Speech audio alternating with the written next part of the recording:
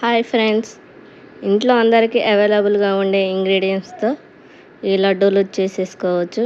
మరి ఇవి ఏం లడ్డూలు, ఎలా చేయాలి, ప్రాసెస్ ఏంటో చూసేద్దాం రండి. వెల్కమ్ టు ఏఏ వండర్స్.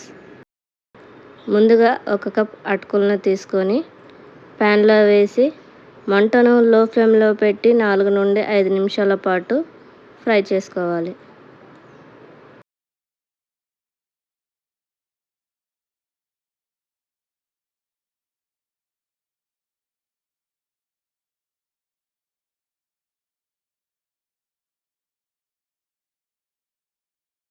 అటుకులు మాడిపోకుండా కలుపుతూనే ఉండాలి.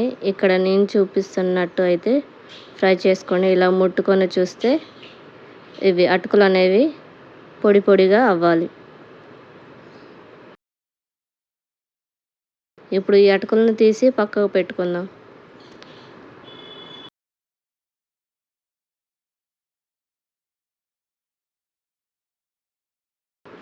ఇదే ప్యాన్లో అటుకులు తీసుకున్న కప్పుతోనే 1 కప్ పల్లీలను వేసి దోరగా ఫ్రై చేసుకోవాలి. ఇప్పుడు ఈ పల్లీలను పొట్టు తీసేసి పక్కన పెట్టుకోండి. ఇప్పుడు అటుకులు, పల్లీలు పూర్తిగా చల్లారిన తర్వాత ముందుగా మిక్సీ జార్లో అటుకులను వేసి మెత్తగా పౌడర్ లాగా చేసుకోవాలి.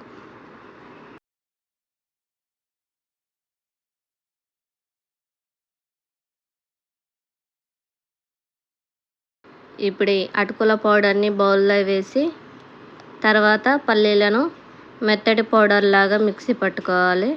మీకు కావాలనుకుంటే కొంచెం బరకగా అయినా మిక్సీ పట్టుకోవచ్చు.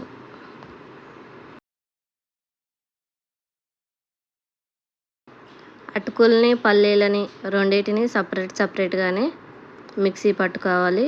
రెండు కలిపి అసలు మిక్సీ పట్టకూడదు.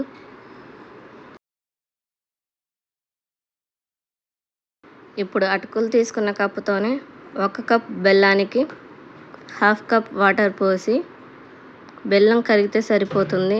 ఎలాంటి పాకాలు రానవసరం లేదు. మీరు బెల్లాన్ని మొత్తం ఫ్లేమ్ని సిమ్లో పెట్టి ఇలా కరిగించుకుంటూ ఉండాలి. మంట హై ఫ్లేమ్లో పెడితే మాత్రం తీగ పాకం లేదా ముదురు పాకం వచ్చేస్తుంది. మీరు ఎప్పుడు ఏ రెసిపీస్ చేసినా ఒక మెజరింగ్ కప్ పెట్టుకొని చేస్తే మాత్రం రెసిపీస్ అనేటివి పర్ఫెక్ట్గా వస్తాయి. ఇప్పుడు ఇలా బెల్లం మొత్తం కరిగిపోయిన తర్వాత ఈ వాటర్ని పక్కకు తీసి పెట్టుకోండి. ఇప్పుడు ప్యాన్లో 1 స్పూన్ నెయ్యి వేసి మీ దగ్గర ఉన్న డ్రై ఫ్రూట్స్ని వేసి ఫ్రై చేసుకోండి.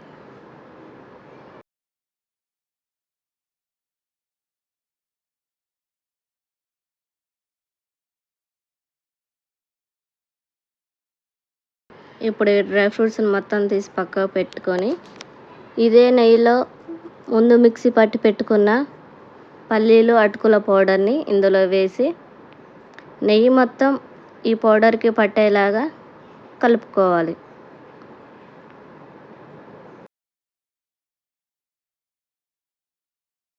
ఇలా కలుపుతున్నప్పుడు మంటను సిమ్లో పెట్టి తరచూ కలుపుతూనే ఉండాలి, లేదంటే కింద అడుగు మాడిపోతుంది.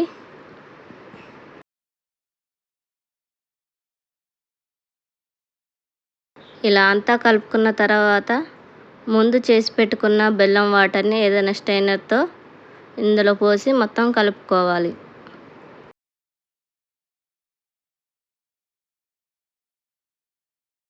ఇలా బెల్లం వాటర్ అనేవి పూర్తిగా అంతా మిక్స్ అయిన తర్వాత ముందు ఫ్రై చేసి పెట్టుకున్న డ్రై ఫ్రూట్స్ వేసి 1 స్పూన్ నెయ్యి వేసి మొత్తం కలుపుకోవాలి. మీరు నెయ్యి వేసుకోలేదు అనుకుంటే అది ఆప్షనల్ అండి.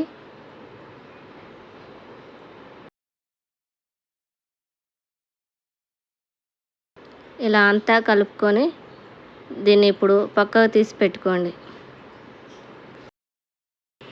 కాస్త గోరువెచ్చగా ఉన్నప్పుడే చేతికి నెయ్యి అప్లై చేసుకొని మీకు ఎంత సైజు కావాలో అంత సైజులో లడ్డూలు చుట్టి పెట్టుకోండి.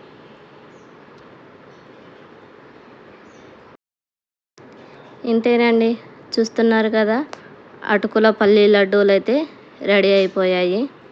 మరి ఎలాంటి రెసిపీస్ కావాలంటే మన ఏఏ వండర్స్ యూట్యూబ్ ఛానల్ను సబ్స్క్రైబ్ చేసుకోండి, లైక్ చేయండి, షేర్ చేయండి, అలాగే మర్చిపోకుండా కామెంట్ చేయండి.